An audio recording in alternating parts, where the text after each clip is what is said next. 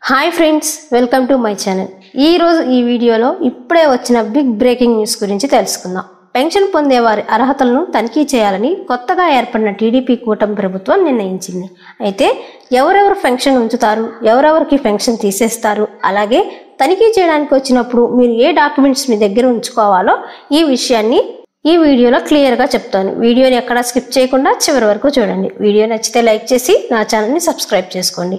కొత్తగా ఏర్పడిన కూటమి ప్రభుత్వం వచ్చే నెల నుండి పెన్షన్ను 3,000 నుండి 4,000 రూపాయలకు పెంచి ఇవ్వనున్నారు. అలాగే వికలాంగులకు పెన్షన్ 3,000 నుండి 6,000కు పెంచి ఇవ్వనున్నారు.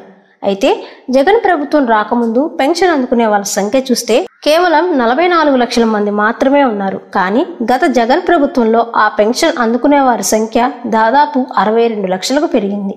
అయితే కొత్తగా ఏర్పడిన ప్రభుత్వం పెన్షన్ అందుకునే వారిపై వారికి ఉన్న అర్హతలను మరోసారి వెరిఫికేషన్ చేయాలని అధికారులను ఆదేశించింది. ఎందుకంటే గత వైసీపీ ప్రభుత్వం హయాంలో వికలాంగుల పెన్షన్ చూస్తే భారీ సంఖ్యలో పెరిగాయి. ఈ వికలాంగుల పెన్షన్లో భారీగా అవకతవకలకు అధికారులు పాల్పడినట్టు టీడీపీ పెద్దలు గుర్తించారు. వికలాంగులు కాకపోయినా ఏదో ఒక వంక చెప్పి, అంటే వినికిడి లోపమో లేక నరాల వీక్నెస్ అనో కళ్ళు సరిగ్గా కనపడవనో ఇలా అడ్డమైన సాకులతో బాగా ఉన్న వారికి కూడా వికలాంగులని సదరన్ సర్టిఫికేట్లు పుట్టించి పెన్షన్ పొందుతున్న వారు వేలల్లో ఉన్నారు.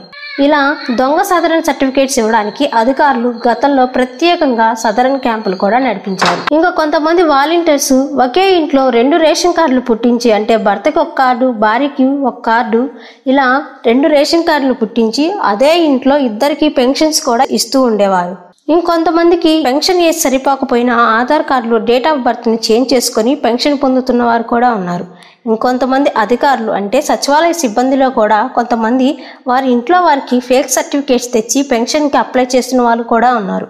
ఇంకొంతమందిని చూసుకున్నట్లయితే అధికారులు లంచం తీసుకొని నకిలీ ధృవపత్రాలను చేసి పెన్షన్ అప్లై చేశారు. ఇలాంటి ఫేక్ పెన్షనర్స్ని పీకి పక్కన పెట్టాలని టీడీపీ ప్రభుత్వం భావించి తనిఖీలు ప్రారంభించబోతుంది. ఎందుకంటే గత ప్రభుత్వంలో ఇచ్చిన పెన్షన్ అమౌంట్ కంటే ఈ ప్రభుత్వం ఇస్తున్న పెన్షన్ అమౌంట్ ఎక్కువ అవడం వల్ల దివ్యాంగులను చూసుకుంటేనే ఇంతకు ముందు ఇచ్చిన దానికంటే రెట్టింపు ఇవ్వవలసి ఉన్నందున ప్రభుత్వంపై ఎక్కువ భారం పడింది. అందుకని ముందు ఎవరు వికలాంగులు కారు, ఇంకా ఎవరు పెన్షన్ తీసుకోవడానికి అర్హులు, ఎవరు అనర్హులు అనేది వెరిఫికేషన్ చేస్తున్నారు. ఈ వెరిఫికేషన్ ప్రాసెస్ని కంప్లీట్ చేసిన తర్వాత మాత్రమే పెంచిన పెన్షన్ని ఇవ్వనున్నారు. సో ఇప్పుడు వెరిఫికేషన్కి అధికారులు మీ దగ్గర వచ్చినప్పుడు మీరు వికలాంగులైతే దానికి సంబంధించిన సదరన్ సర్టిఫికేట్లను రేషన్ కార్డ్, ఆధార్ కార్డ్ దగ్గర ఉంచుకోండి. సదరన్ సర్టిఫికేట్లో వారు పర్సంటేజ్ని చూసి కన్ఫర్మ్ చేస్తారు. ఇక ఒంటరి మహిళా పెన్షన్ తీసుకునే వారైతే ఆధార్ కార్డ్, రేషన్ కార్డ్, ఇంకా అలాగే మీరు ఒంటరి మహిళ అని కన్ఫర్మ్ చేసినటువంటి సర్టిఫికేట్, అంటే లాయర్ దగ్గర మీరు తెచ్చుకున్న సర్టిఫికేట్, లేకపోతే డైవర్స్ అయినట్టుగా ఉండే సర్టిఫికేట్ చూపించండి. ఇక వితంతు పెన్షన్ చూస్తే మీరు ఖచ్చితంగా మీ భర్త యొక్క డెత్ సర్టిఫికేట్ని, మీ ఆధార్ కార్డును, రేషన్ కార్డుని మీ దగ్గర ఉంచుకోండి. ఈ న్యూస్తో చాలా మంది ఫేక్ డాక్యుమెంట్స్ పెట్టి పెన్షన్ పొందుతున్న వారికి బ్యాడ్ న్యూస్ అనే చెప్పాలి. సో ఫ్రెండ్స్, చూసారు కదా వీడియో. ఈ వీడియో నచ్చితే లైక్ చేయండి. అలాగే ఎవరికైనా యూజ్ అవుతుంది అనుకుంటే తప్పకుండా షేర్ చేయండి. ఇంకా ప్రభుత్వం తీసుకుంటున్నటువంటి ఈ నిర్ణయం గురించి మీరేమనుకుంటున్నారో నాకు కామెంట్ చేయండి. ఇంకా నా ఛానల్ని సబ్స్క్రైబ్ చేసుకోవడం మర్చిపోకండి.